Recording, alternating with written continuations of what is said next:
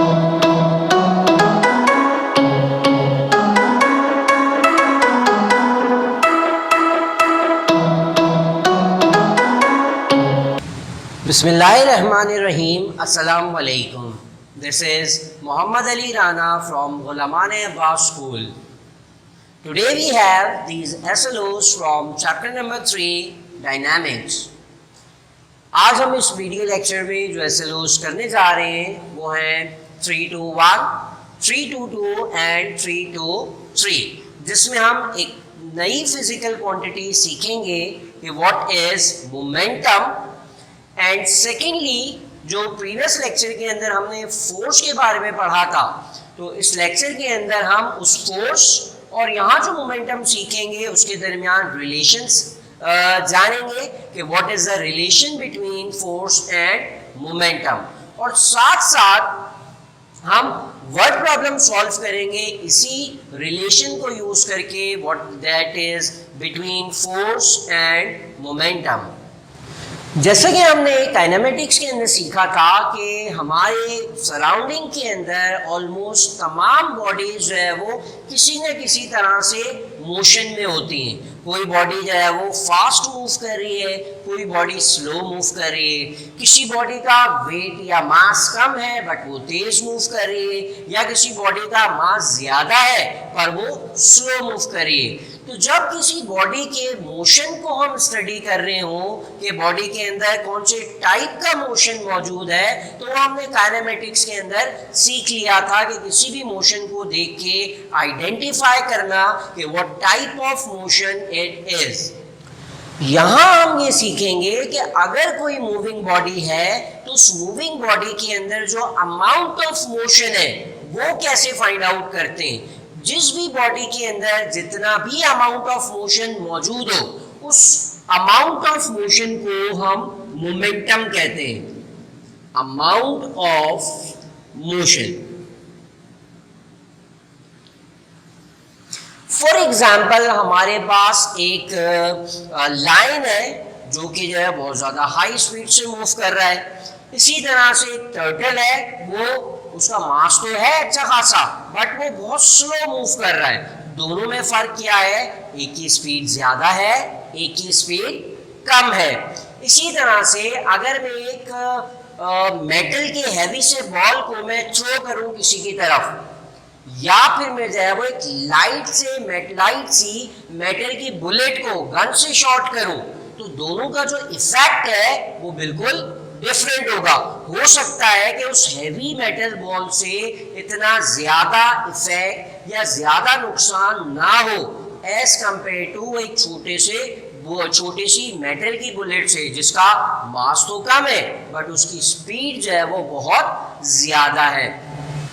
तो जब हम अमाउंट ऑफ मोशन की बात करते हैं या मोमेंटम की बात करते हैं, तो अमाउंट ऑफ मोशन से हमारी मुराद या हमारा मतलब सिर्फ उस बॉडी की स्पीड से नहीं होता, बिकॉज स्लो मूव करने वाले ऑब्जेक्ट्स का इम्पैक्ट या मोमेंटम ज़्यादा हो सकता है, साथ साथ लाइट ऑब्जेक्ट का भी या हल्के ऑब्जेक्ट का भी मोमेंटम ज़्यादा हो सकता है।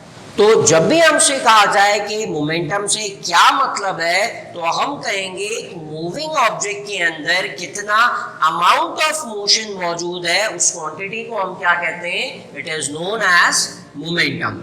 The amount of motion present in a body is called momentum. अगर फॉर एग्जाम्पल एक बॉडी स्टैटिक है, उसकी वेलोसिटी 0 है, तो क्या उस बॉडी के अंदर मोमेंटम होगा? नहीं होगा, बिकॉज हमने डिफाइन किया मोमेंटम को as the amount of motion. अगर कोई बॉडी रुकी भी है, उसमें मोशन ही नहीं है, तो हम कहेंगे कि उस बॉडी का जो मोमेंटम है वो 0 होगा। अच्छा, एक एग्जांपल लेते हैं मोमेंटम को समझने के लिए। फॉर एग्जांपल हमारे पास एक बॉल मौजूद है और 2 कार्स मौजूद है हमारे पास। फॉर एग्जाम्पल ये दोनों कार्स जो है वो सेम टाइप की है, इट्स मीन दोनों कार्स का जो मास है वो सेम रहेगा। अब पहली कार जो है वो जाके दीवार को हिट करती है 100 मीटर पर सेकेंड से। 100 मीटर पर सेकेंड से अगर ये कार हिट करेगी वॉल को तो क्या होगा, वॉल के ऊपर डैमेज प्रोड्यूस होगा, वॉल डैमेज हो जाएगी। इसी तरह से सेम टाइप की कार या सेम कार जब हिट करे इस वॉल को विद 500 मीटर पर सेकेंड, पहले कम स्पीड से जाके हिट कर रही थी, अब और ज्यादा स्पीड से जाके हिट करे तो क्या फर्क पड़ेगा, अब वॉल के अंदर जो डैमेज आया है वो उससे भी ज्यादा है। इट्स मीन पहले बॉडी के अंदर जो अमाउंट ऑफ मोशन था वो कम था, जब बॉडी की स्पीड सेम मास था बट स्पीड उसकी ज्यादा हो गई, तो ज्यादा स्पीड का मतलब है कि अब वो बॉडी जब किसी दूसरी बॉडी को जाके हिट करेगी तो हिट करने से उसका जो इम्पैक्ट होगा वो कम होगा। क्यों कम होगा, इसमें ज्यादा इम्पैक्ट है, इसमें ज्यादा इम्पैक्ट प्रोड्यूस हो रहा है। ये डिफरेंस किस वजह से आ रहा है, this difference is due to momentum, because जिस बॉडी का मोमेंटम ज्यादा होगा उस बॉडी का जो इम्पैक्ट है ड्यूरिंग कोलिजन वो भी ज्यादा होगा। जितना ज्यादा मोमेंटम होगा वो बॉडी अगर किसी दूसरी चीज के साथ, ऑब्जेक्ट के साथ कोलाइड करती है तो उस कोलिजन के दौरान जो इम्पैक्ट है वो भी उतना ज्यादा होता है। तो ये भी हमारे पास सिंपल सी टर्म थी जिसको हमने डिफाइन किया as the amount of motion, because जब हम डायनामिक स्टडी कर रहे हैं, स्टडी ऑफ मोशन कर रहे हैं, तो इट्स मीन मोमेंटम भी असल में एक अमाउंट ऑफ मोशन को डिस्क्राइब करती है। साथ साथ हम उसको डायनामिक्स में इसलिए स्टडी करते हैं because this momentum is related to force. Dynamics के अंदर हम जो है वो मोशन को फोर्स के रेफरेंस के साथ स्टडी करते हैं। तो अब हम ये जानते हैं कि मोमेंटम का फोर्स के साथ क्या रिलेशन है। फॉर एग्जाम्पल अगर एक बाइसिकल जो है वो चलती हुई आती है और हमें आके हिट करती है, फॉर एग्जाम्पल बाइसिकल हमारी तरफ आ रही है विद 10 मीटर्स पर सेकेंड, यहाँ पर एक पर्सन मौजूद है और यहाँ से आ रही है बाइसाइकिल। जब बाइसाइकिल इस पर्सन को हिट करेगी तो हिट करने से जो है वो इस पर्सन को पेन फील होगा। क्यों पेन फील हुआ, बिकॉज जब इस बाइसाइकिल ने इस पर्सन को हिट किया तो हिट करने से उसने फोर्स अप्लाई की और फोर्स अप्लाई करने की वजह से इस पर्सन को पेन फील होगा। सिमिलरली एक कार विथ सेम स्पीड इस पर्सन को आके हिट करे तो क्या अब जितना पेन इसको फील होगा या इम्पैक्ट जो अब इस केस में होगा क्या वो सेम होगा, सेम नहीं होगा। क्यों नहीं होगा, बिकॉज अब कार 10 मीटर पर सेकेंड से आके इसको हिट करेगी तो अब इसका इम्पैक्ट और ज़्यादा होगा, जबकि दोनों 10 मीटर पर सेकेंड से आके इसको हिट कर रही हैं बट स्टिल जो इम्पैक्ट है वो किसका ज़्यादा है, कार का। सिमिलरली कार के बजाय एक ट्रक जो है वो सेम स्पीड से आके इस पर्सन को हिट कर दे तो अब क्या उसका इम्पैक्ट सेम होगा एज कार एंड बाइसिकल। अब इसका इम्पैक्ट या अब जो फोर्स अप्लाई करेगा ट्रक इस पर्सन के ऊपर वो इससे भी ज़्यादा होगा इम्पैक्ट। तो इन शॉर्ट अगर स्पीड भी सेम है तमाम ऑब्जेक्ट्स की तब भी जो है वो इम्पैक्ट इन तीनों चीज़ों का कोलिजन के बाद जो है वो सेम नहीं है। और इन तीनों बॉडीज़ के अंदर कि किस चीज़ का फ़र्क है, इन तीनों बॉडीज़ के अंदर जो डिफरेंस है वो मास का है। इट्स मीन यहाँ जब हमने देखा कि मास सेम की था बट स्पीड चेंज हो रही थी तो स्पीड चेंज होने से भी इम्पैक्ट ज़्यादा आ रहा था, और जब हमने यहाँ पर स्पीड को सेम कर दिया बट मासेस चेंज करके देखे तो हमने ये नोट किया कि मासेस ज़्यादा होने की वजह से भी जो इम्पैक्ट है कोलिजन के बाद वो ज़्यादा आ रहा है। इट्स मीन कि जो अमाउंट ऑफ मोशन है वो यहाँ स्पीड चेंज की हमने और यहाँ पर जो है वो मासेस चेंज किए। तो जो मोशन है ये अमाउंट ऑफ मोशन वो दो चीज़ों पे डिपेंड करता है, one is mass and other is velocity और स्पीड। तो जो अमाउंट ऑफ मोशन या जिस क्वांटिटी की हम बात कर रहे हैं मोमेंटम की वो इन दोनों चीज़ों पर डिपेंड करता है। मास ज़्यादा होने से क्वांटिटी ऑफ मोशन ज़्यादा होगी, वेलोसिटी ज़्यादा होने से भी क्वांटिटी ऑफ मोशन जो है वो ज़्यादा होगी। तो इस अमाउंट ऑफ मोशन या मोमेंटम को हम रिप्रेजेंट करते हैं सिंबल P के साथ। तो मोमेंटम जो है वो इन दोनों क्वांटिटीज़ के साथ डायरेक्टली प्रोपोर्शनल है। ज़्यादा मास होगा तो उस बॉडी का मोमेंटम ज़्यादा होगा, वेलोसिटी ज़्यादा होगी तब भी उस बॉडी का मोमेंटम ज़्यादा होगा। तो मोमेंटम का जो फॉर्मूला है वो इक्वल होता है मास टाइम वेलोसिटी। तो मोमेंटम इन दो चीज़ों पे डिपेंड करता है और उसका जो फॉर्मूला फॉर्म होता है वो है मास इनटू वेलोसिटी। तो मोमेंटम को हम इस तरह से डिफाइन कर सकते हैं, momentum is defined as the amount of motion present in a body, और mathematical definition is momentum is a product of mass and velocity. तो ये था हमारा डेफिनेशन मोमेंटम की और कुछ एग्जांपल्स जिसमें हमने ये देखा कि मोमेंटम इन दो चीज़ों पर डिपेंड करता है। साथ साथ अगर हम यहाँ पे इसका यूनिट फॉर्म करें तो mass is measured in kilogram and velocity is measured in meter per second. So the SI unit of momentum is kilograms meters per seconds. तो अब हम देखते हैं कि फोर्स और मोमेंटम के दरमियान क्या रिलेशन है। जैसे हमने प्रीवियस लेक्चर के अंदर फोर्स को डिस्क्राइब करते हुए कहा था कि force can change the state, shape and direction of the body. Similarly, one more thing that force can do is to change the momentum of the body. How force can change the momentum हम यहाँ पर जो है वो देखते हैं। तो फिलहाल हम देखने जा रहे हैं relation between force and momentum. So let suppose हमारे पास एक सरफेस के ऊपर ये एक ऑब्जेक्ट प्लेस किया हुआ है और ये स्टैटिक पोजीशन में है। क्या है? रुका हुआ है। जब ये स्टैटिक पोजीशन में है तो इसकी जो वेलोसिटी है वो क्या हो जाएगी? ज़ीरो। इसका मास m है और इसकी वेलोसिटी ज़ीरो। अब चाहे इसका मास जितना भी ज़्यादा हो बट मोमेंटम इसका क्या रहेगा? ज़ीरो। यहाँ हमने कहा था कि मोमेंटम मास के साथ डायरेक्टली प्रोपोर्शनल है, बट इन दिस केस यहाँ मोमेंटम ज़ीरो होगा चाहे बॉडी का मास कम हो या बॉडी का मास ज़्यादा हो, बिकॉज बॉडी मूव नहीं कर रही। जब मूव नहीं कर रही so the amount of motion is zero और we can say that the momentum of the body is zero. अगर मैं इस ऑब्जेक्ट के ऊपर हिट करूं, मैंने इस ऑब्जेक्ट को किक कर दिया, किक करने से मैंने क्या किया? फोर्स अप्लाई की। फोर्स अप्लाई करने से या इस ऑब्जेक्ट को किक करने से क्या होगा? ऑब्जेक्ट मूव करने लग जाएगा। जब ऑब्जेक्ट मूव कर रहा है तो इसका मतलब ये हुआ कि उसकी वेलोसिटी चेंज हो जाएगी। वेलोसिटी चेंज होके एक certain value let suppose 50 metre per second हो गई। मास m था और फोर्स अप्लाई करने से क्या हुआ? बॉडी की वेलोसिटी चेंज हो गई। तो in short we can say that body पे फोर्स अप्लाई करने से बॉडी की वेलोसिटी भी चेंज हो जाती है। अब हमने कहा था यहाँ पर कि momentum is equals to mass and velocity.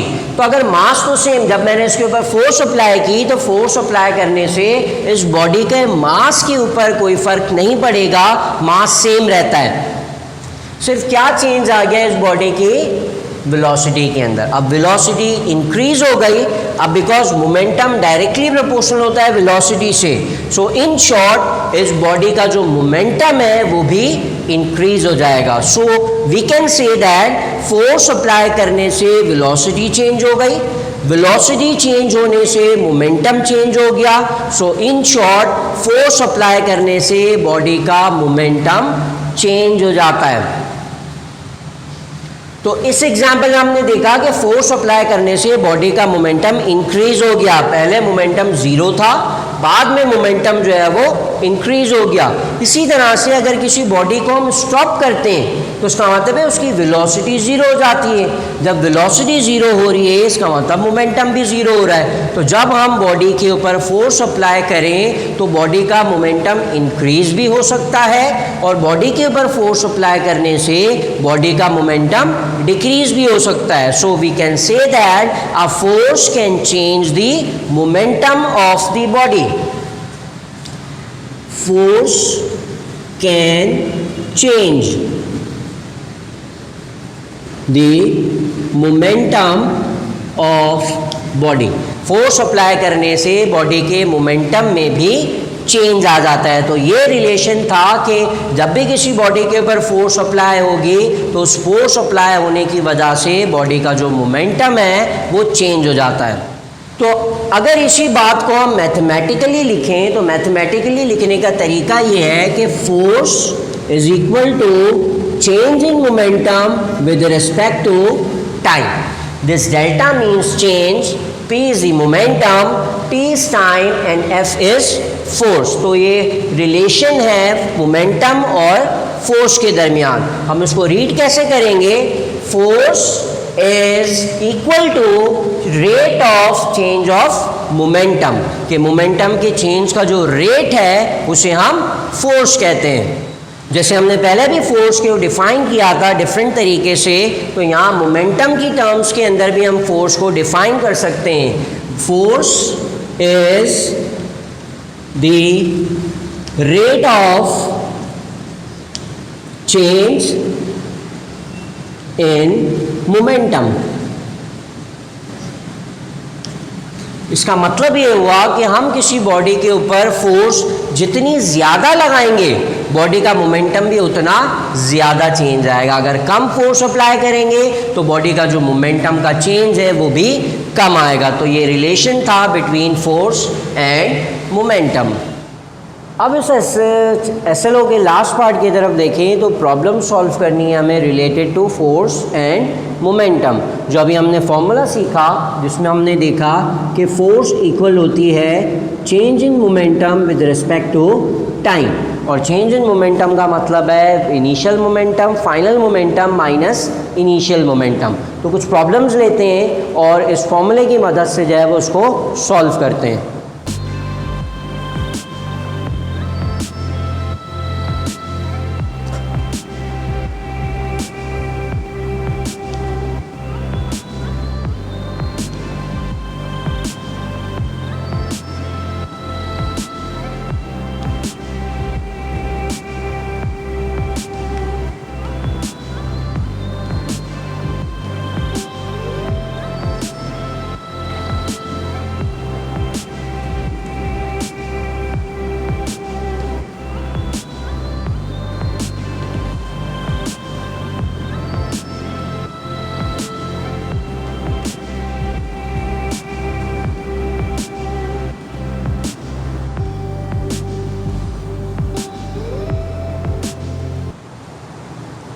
सो यहाँ पर हमारे पास कुछ प्रॉब्लम्स मौजूद हैं और उसको दोनों प्रॉब्लम्स को हम सेम फार्मूला यूज़ करके जो है वो सॉल्व करेंगे।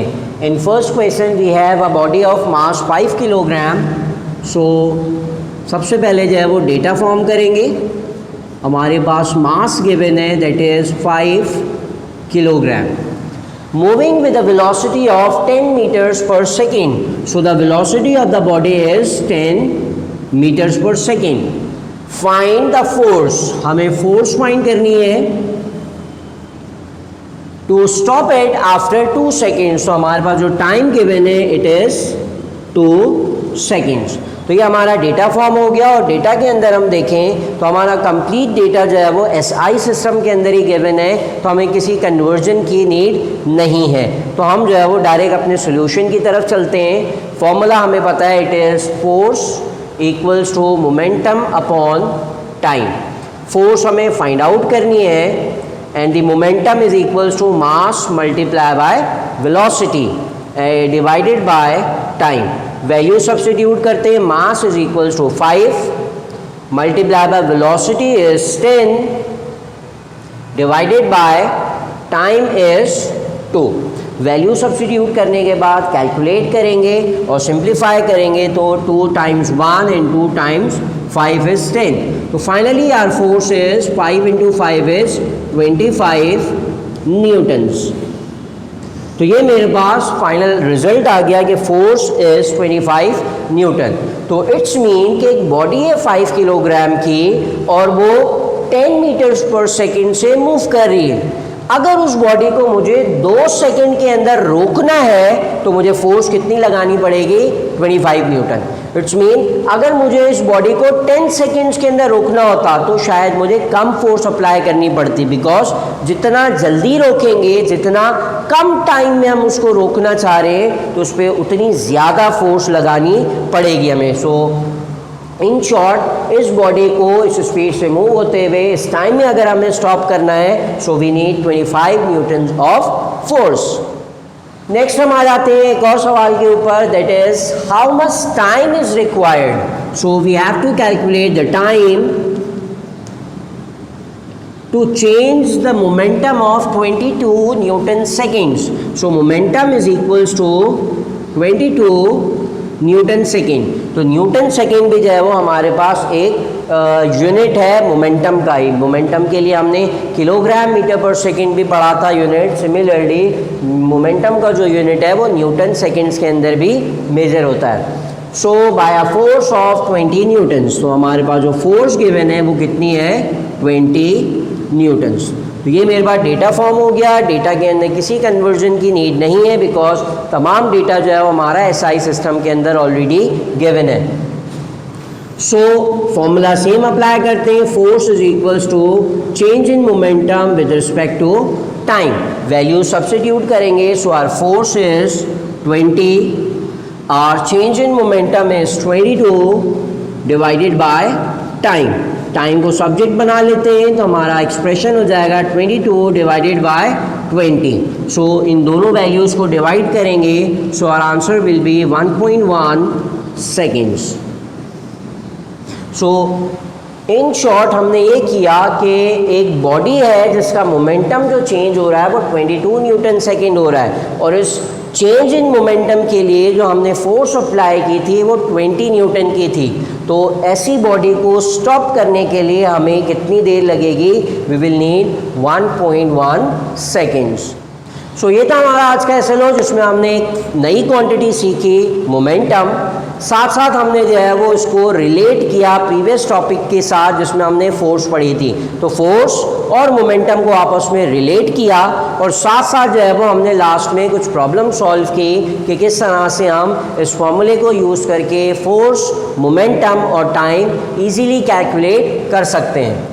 So that was it for today's class. इंशाल्लाह नेक्स्ट क्लास के अंदर एक और एसएलओ के साथ दोबारा हाजिर होंगे। Until we meet again, this is Mohammad Ali Rana signing out. अल्लाह हाफिज़।